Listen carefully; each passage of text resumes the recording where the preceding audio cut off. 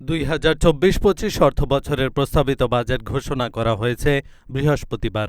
Budget পেশ হলেও অন্য বছরের মতো প্রস্তাবিত বাজেটের পর নিত্যপণ্যের বাজারে কোনো প্রভাব পড়েনি। বাজার ঘুরে দেখা গেছে সবজি, মাছ, মাংস সহ সব ধরনের পণ্যের দাম আগের মতোই আছে। ব্যবসায়ীরা বলছেন, অনেক পণ্য আগের কেনা রয়েছে, তাই বাজেটের প্রভাব বুঝতে আরও কয়েকদিন সময় লাগবে। শুক্রবার সকালে রাজধানীর বাড্ডা, রামপুরা এলাকা ঘুরে নিত্যপণ্যের বাজারের এই চিত্র দেখা গেছে।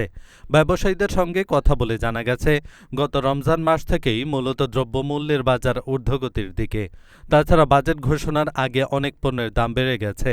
এজন্য ঘোষণার পর পণ্যের দাম বাড়ার আর কিছু থাকে না। তারপরও কিছু জিনিসে এর প্রভাব পড়তে পারে, যা হয়তো আগামী সপ্তাহের বাজারে দেখা যাবে। সবজির বাজারে গিয়ে দেখা যায়, অন্যান্য সাপ্তাহিক ছুটির দিনের মতো এই দিনেও বাজার অনেকটা উত্তপ্ত। প্রায় অধিকাংশ সবজি বিক্রি হচ্ছে 50 থেকে 100 টাকার মধ্যে। বাজারে কিছু সবজি আছে যেগুলো মানভেদে বিক্রি হচ্ছে সর্বনিম্ন 30 টাকার মধ্যে। দামটা বাড়ছে কোনটা? না, এখনো কিছু বাড়ে নাই দামটা। আগে যেরকম দাম ছিল এখন এরকম দাম আছে। ঈদ সামনে রেখে বেচা বিক্রি কেমন হচ্ছে? ঈদের মূলত ঈদ তো কয়েকদিন পরে ঈদ, কিন্তু ঈদ অনুযায়ী এখন বেচা কিনা এরকম বাড়ে নাই, আগের মতনই আছে। জিনিসপত্রের দাম জিনিসপত্রের দাম সব আগের মতনই আছে, কিছু বাড়ে নাই।